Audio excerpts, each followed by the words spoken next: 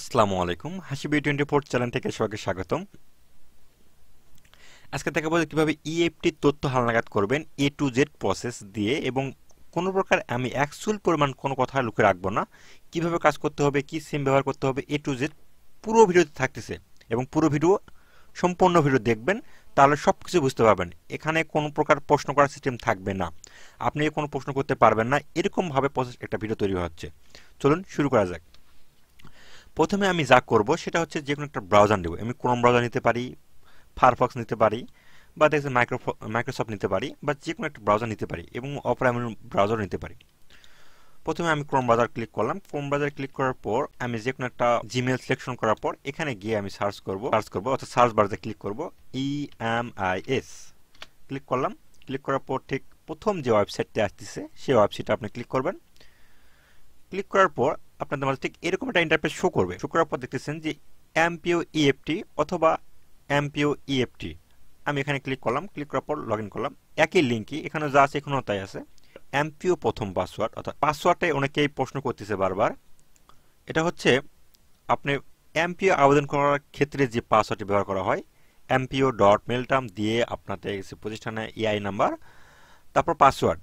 এই পাসওয়ার্ডটা আপনার প্রতিষ্ঠানের প্রধান জানে, খালি বলবেন যে হচ্ছে এমপিওর পাসওয়ার্ডটি, তাহলে আপনার প্রতিষ্ঠান প্রধান দিয়ে দিবে, বা আপনার প্রতিষ্ঠান প্রধানের যে আওতায় যারা কাজ করেন তারা বুঝতে পারতেছেন বিষয়টা। এক কথা বলতে পারি এটি প্রতিষ্ঠান প্রধান এই পাসওয়ার্ডটি জানে। এটা হলো পুরান সার্ভারের পাসওয়ার্ড, ঠিক আছে। পুরাতন যে আমাদের এমপিও ভুক্ত কাজ করার জন্য বা এমপিও আবেদন করার জন্য যে পাসওয়ার্ডটি ব্যবহার করা হয়, সেম পাসওয়ার্ড। আমি সেই পাসওয়ার্ড দিলাম। দেওয়ার পর লগ ইন বাটনে ক্লিক করলাম। করার পর একটু সময় নিতে পারে, হয়তো 10 সেকেন্ড। নেওয়ার পর দেখতেছেন আপনার এখানে আবেদনের তারিখ এবং এমপিও কোড এবং ইআইআইএন নাম্বার, প্রতিষ্ঠানের নাম, অঞ্চল, বিভাগ, জেলা, উপজেলার নাম শো করবে। তারপর আপনি কি করবেন, এখানে রাউটিং নম্বরে সার্চ করবেন। এখানে লেখা আছে রাউটিং নম্বর অনুসন্ধান করুন, এখানে ক্লিক করবেন। ক্লিক করার পর দেখতেছেন যে এখানে আপনার আমার জয়পুরহাট জেলা যেহেতু, সেক্ষেত্রে দেখতেছেন সমস্ত রাউটিং নাম্বার শাখা আছে জয়পুরহাট ভিতরে, অথবা আমার জেলা পর্যায়ে সব শাখা এখানে শো করতেছে। যেহেতু আমার 5GB শাখাতে আমাদের পুরো বেতন ভাতা আসে, সেক্ষেত্রে আমি 5GB শাখা সিলেকশন করলাম। আপনাদের প্রতিষ্ঠানে যে শাখায় আসে আসে সেই শাখাটা সিলেকশন করবেন। যেহেতু আমার 2 নাম্বার, আমি সিলেকশন করলাম। করার পর আপডেট বাটনে ক্লিক করলাম। আপডেট বাটনে ক্লিক করার সঙ্গে সঙ্গে দেখতেছেন যে আমার সমস্ত তথ্য এবং শিক্ষকদের নামের তালিকা চলে আসবে। আসার পর এখানে যেটা করবেন, এই তথ্য হালনাগাদে ক্লিক দিবেন। ক্লিক দেওয়ার পর এখানে দেখবেন যে এখানে আপনার কয়েকটা অপশন আছে, কর্মরত, পদত্যাগ, মৃত্যু, বা স্থায়ী নয়, বা সরকারিকৃত। আপনার যেটা হবে, মনে করেন আমার প্রতিষ্ঠান প্রধান বর্তমান কর্মরত আছে, তাই আমি কর্মরত দিলাম, দিয়ে আমি আপডেট বাটনে ক্লিক করলাম। ক্লিক করার সঙ্গে সঙ্গে ঠিক দেখতেছেন যে ঠিক আমার ঘর আমি অলরেডি পূরণ করছি কিছু, সেক্ষেত্রে এই সিস্টেমগুলো চলে আসছে।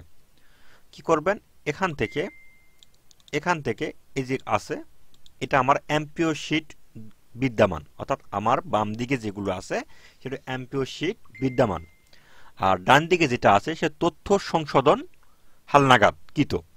এখানে প্রশ্ন হলো, বারবার অনেকে শিক্ষক ফোন দিচ্ছে, হোয়াটসঅ্যাপ করতেছে আমার, সেটা হলো এখানে নতুন ইনপুট দিচ্ছেন না ভাই, এখানে নতুন ইনপুট দিচ্ছেন না আপনি।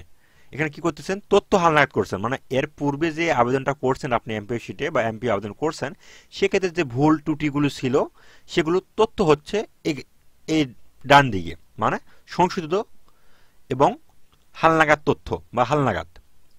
যদি এমপি শিটের নাম ভুল থাকে তাহলে আপনি এটা সংশোধন করবেন এনআইডি কার্ড অনুপাতে। এখানে স্পষ্ট করে বলা হয়েছে নাম হবে ইংরেজিতে এনআইডি কার্ড অনুযায়ী, নাম হবে বাংলায় এনআইডি কার্ড অনুযায়ী। যদুল এগুলো নাম লোটপালট হয়ে যায়, তাহলে আপনার দেখা গেছে বেতনের সমস্যা হতে পারে, অথবা আপনার অবসর কল্যাণ ট্যাক্সের সমস্যা হতে পারে, অনেক ইত্যাদি সমস্যা হতে পারে। তো সেক্ষেত্রে খুব সেন্সিটিভ অথবা খুব গুরুত্ব সহে দেখে আপনি এটা সাবমিট করবেন বা পূরণ করবেন। এর বারবার বলা হয়েছে যে এনআইডি কার্ড অনুপাতে, পিতার নাম স্যাম, মায়ের নামও স্যাম। এখানে এনআইডি কার্ড অনুপাতে এখানে কি নাম আছে এটা দেখার বিষয় নয়, বিদ্যমান কি আছে আপনার পজিশনের অনুযায়ী বিদ্যমান কি আছে এটা দেখার প্রয়োজন আপনার নেই। আপনি এনআইডি কার্ড অনুপাতে এটা দিয়ে দিবেন বর্তমানে। আর যাদের 10 ডিজিট বা 10টা ডিজিট আছে বা 17 ডিজিট আছে সমস্যা নাই। আপনি একটা কথা মনে রাখবেন, ব্যাংক অ্যাকাউন্ট যখন খুলছেন তখন আপনার হয়তো দেখে যায় যে পুরাতন অ্যানালগ আইডি কার্ড দিয়ে ব্যাংক অ্যাকাউন্ট আপনি তৈরি করছেন বা আপনি অ্যাকাউন্ট খুলছেন। সেক্ষেত্রে কি করবেন? সেক্ষেত্রে ভাই একটা কাজ করবেন, আপনি যেহেতু নতুন আপডেট এনআইডি কার্ড পাইছেন 10 ডিজিটের, সেক্ষেত্রে আপনার একটা আবেদন দিবেন ব্যাংকে। ব্যাংকে একটা আবেদন দিবেন।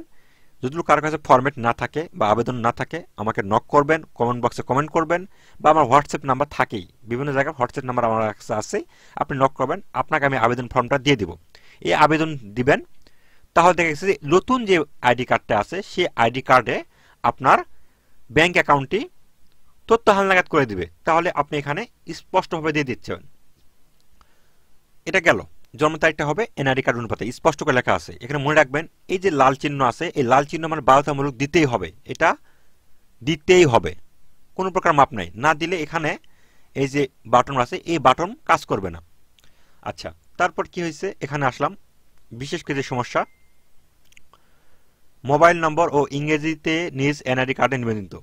আচ্ছা, নিবন্ধিত অনেকেই বলতেছে বা অনেক শিক্ষক আমাকে ফোন দিয়েছে, যেখানে বলা হয়েছে এরকম ভাবে যে ভাই আমার অ্যানালগ আইডি কার্ড দিয়ে সিম উত্তোলন করা আছে, বর্তমান 10 ডিজিট যে আইডি কার্ড, সেই আইডি কার্ডের সাথে ম্যাচ আছে, বা সিম যখন আমি *16001# বিটিআরসিতে এসএমএস করি তখন আমার সিমটাতে শো করে। এক্ষেত্রে কোনো সমস্যা নাই, আপনি দিতে পারবেন।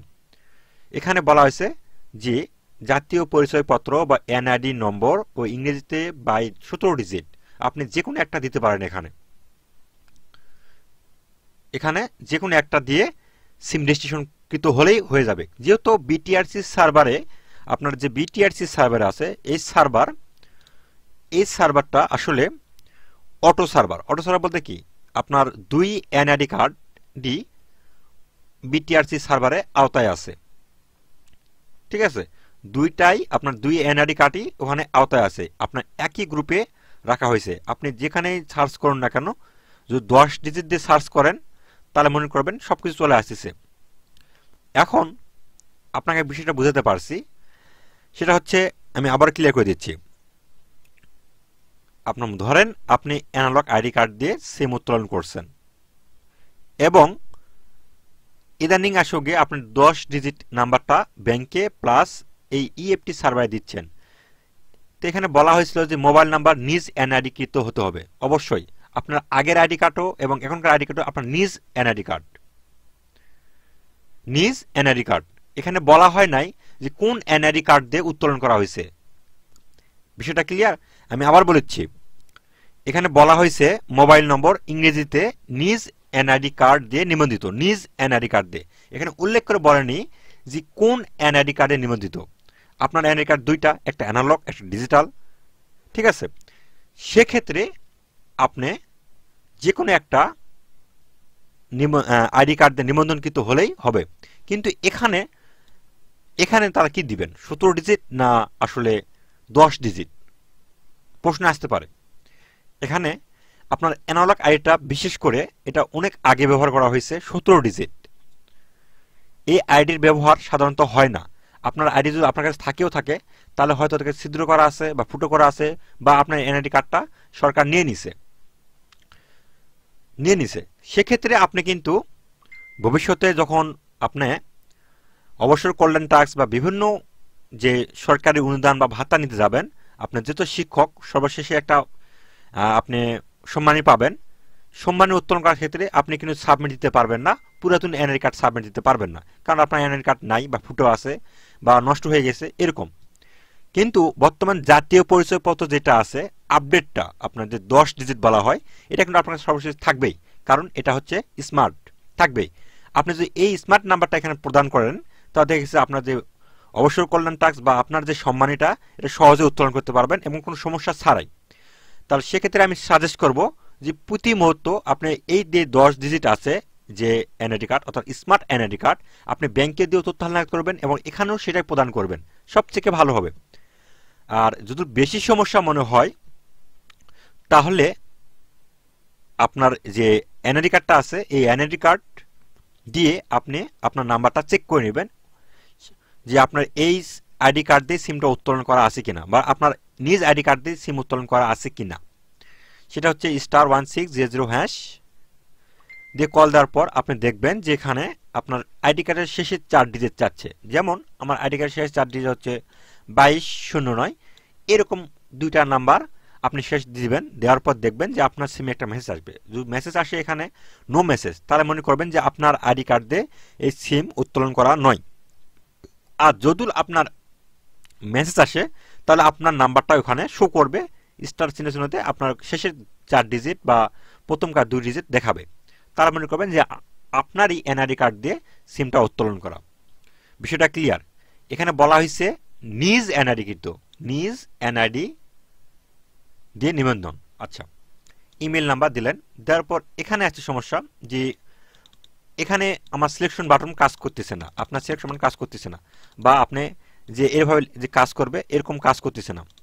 আপনি কি করবেন, তথ্য স্থানান্তর এই বাটনে ক্লিক করবেন। কোথায় ক্লিক করবেন? তথ্য স্থানান্তর। ক্লিক দেওয়ার সঙ্গে চলে আসবে এখানে, আপনি সেম এখানেও ক্লিক দেবেন। আর যাদের বিষয় ভুল আছে তারা এখানে বিষয় সিলেকশন করে নিয়ে কাজটা করবেন। এখানে আরেকটা বিষয়, ব্যাংকের হিসাবধারীর নাম শুধু ইংরেজি অক্ষর হবে এবং স্পেস ব্যতীত কোনো কিছু লেখা যাবে না। আচ্ছা, আমার নামের মাঝখানে ডট আছে, সেক্ষেত্রে কি করব? দেখেন এই নামের ডট আছে এখানে, তাহলে আমি এখানে কি করব? প্রশ্ন আসতেই পারে। আপনি এখানে ডট ছাড়া দিতে পারেন, কোনো সমস্যা নেই, এখানে ডট ছাড়া দিতে পারেন। যেহেতু এগুলো বলছে, এখানে স্পষ্ট করে বলছে যে ব্যাংক হিসাব নাম শুধুমাত্র অক্ষর এবং স্পেস ব্যতীত অন্য কিছু লেখা যাবে না। অনেকের নাম আছে ডট থাকবে, অবশ্যই ডট ছাড়াও কাজ করতে পারবেন। এখানে আমি যেহেতু ডট ছাড়া দিছি, দেখেন ডট ছাড়া দিলাম। দেওয়ার পর এখানে এখানে বলা হয়েছে ব্যাংক হিসাব নম্বর ইংরেজিতে, অবশ্যই বাংলা দিতে হবে না, ইংরেজিতে শিক্ষক কর্মচারী নিজ এনআইডি কৃত নিবন্ধিত, অর্থাৎ আপনার আইডি কার্ড দিয়ে যে ব্যাংক অ্যাকাউন্ট নিবন্ধন করছেন সেই অ্যাকাউন্টটাই এখানে দিবেন। আমি প্রথম যে বললাম যে যেহেতু আপনি 10 ডিজিট আইডি কার্ডটা পেয়েছেন, অর্থাৎ স্মার্ট আইডি কার্ডটা পেয়েছেন, তাহলে এই আইডি কার্ড দিয়ে আপনি ব্যাংক তথ্য হালনাগাদ করে দেবেন, প্লাস এখানে দেবেন। তাহলে কি হবে, ভবিষ্যতে অর্থাৎ আপনি যখন অবসর কল্যাণ ট্যাক্স বা যে সম্মানই পাবেন সেই সম্মানিতে কোনো ঝামেলা ঘটবে না। আশা করি বুঝতে পারছি। তাহলে আর যারা পুরাতন এনআইডি কার্ড দিয়েছেন এবং পুরাতন এনআইডি কার্ড দিয়ে নিবন্ধিত, সেই অ্যাকাউন্টটা দিবেন, অ্যাকাউন্ট নাম্বারটা দিবেন। আচ্ছা, দিলাম। দেওয়ার পর দেখতেছেন যে আমার বর্তমান বেতন বেসিক, এখানে তথ্য স্থানান্তর ক্লিক দেওয়ার সঙ্গে সঙ্গে চলে আসবে। এখানে পে কোড তথ্য স্থানান্তর ক্লিক করলে চলে আসবে। আসার পর নিজ জেলা, যেহেতু আমার জয়পুরহাট দিলাম। দেওয়ার পর আমি আপডেট বাটনে ক্লিক করলাম। করার পর দেখতেছেন যে আমার সব অলরেডি দেখতেছেন কর্মরত। এই যে একটা কাজ করি নাই, সে দেখতেছেন এখানে কর্মরত নয়। তো তারপর সর্বশেষ কি করবেন, সর্বশেষ এক এক করে সমস্ত তথ্য আপনি পূরণ করার পর দেখতেছেন পরবর্তী কার্যক্রমের জন্য প্রেরণ করুন। সর্বশেষ সবকটা কাজ সম্পন্ন হলে আপনি প্রেরণ করার পূর্বে কি করবেন, প্রত্যেকটা শিক্ষকদের এই যে ছোট্ট একটা বাটন আছে পিন বাটনে ক্লিক করবেন। ক্লিক করে দেখবেন যে সমস্ত তথ্য এখানে দেখছেন বিদ্যমান যা আছে আপনার শো করতেছে, সংশোধিত সব শো করতেছে। এখানে সংশোধিত অথবা আপনি সংশোধন করছেন সবকিছু শো করতেছে, আপনার প্রতিষ্ঠানের নাম শো করতেছে, সব শো করতেছে। তারপর আপনি শিক্ষক কর্মচারী সিগনেচার এবং তারিখ দেওয়ার পর এই পেজটা বের করে আপনি মাধ্যমিকে প্রেরণ করবেন এনআইডি কার্ড সংযুক্ত করে। আশা করি বোঝাতে পারছি বিষয়টা ক্লিয়ার। এক এক করে সমস্ত কিছু আপনি প্রিন্ট আউট করবেন, সম্পূর্ণ এক এক করে প্রিন্ট আউট করবেন, আমি এক এক করে এইভাবে প্রিন্ট আউট করলাম। করার পর দেখা গেছে যে এখানে প্রিন্ট আউট করার পর আপনি বের করে সিগনেচার দিয়ে আপনি মাধ্যমিকে জমা দেবেন আপনার প্রধান শিক্ষক। আশা করি বুঝতে পারছি। বের করার পর সর্বশেষ যে কাজ, সে কাজ হলো পরিবর্তিত কার্যক্রমের জন্য প্রেরণ করুন। আপনি যখন সমস্ত কিছু কাজ করবেন তখন এই বাটনটা সক্রিয় হবে, অর্থাৎ এই যে বাটনটা আছে এই বাটনটা সক্রিয় হবে বা কাজ করবে। কাজ করার পর এখানে পরিবর্তিত বাটনে ক্লিক করবেন এবং মাধ্যমিকে সেন্ড করবেন। তারপর আপনার সব তথ্য দেখতে পারবেন এবং আমি সেন্ড করার পর আপনাদেরকে আমি সেই টপিক্সের উপর একটা ভিডিও তৈরি করবো, শর্ট একটা ভিডিও তৈরি করে দিয়ে দিব। আশা করি বুঝতে পারছি আজকের ভিডিও এবং A to Z ক্লিয়ার। আর কোনো প্রশ্ন থাকলে, যদি আরও কোনো প্রশ্ন থাকে তো আমার হোয়াটসঅ্যাপ নাম্বার থাকবে, আপনি হোয়াটসঅ্যাপে নক দিবেন। আর বিশেষ করে ফোন দিলে আমার একটু সমস্যা হচ্ছে, আপনি হোয়াটসঅ্যাপে নক দিবেন। আমি যে কোনো সময় আপনাদের কাছে আহ, সর্বোচ্চ 2 ঘন্টা বা 3 ঘন্টার মধ্যে আপনাদেরকে নক করবই, আশা করা যায়। ধন্যবাদ। আজকে ভিডিও এই পর্যন্তই। ভিডিওটা একটু লং হয়েছে, কিন্তু আপনি বুঝতে পারছেন সবকিছু। ধন্যবাদ সবাইকে।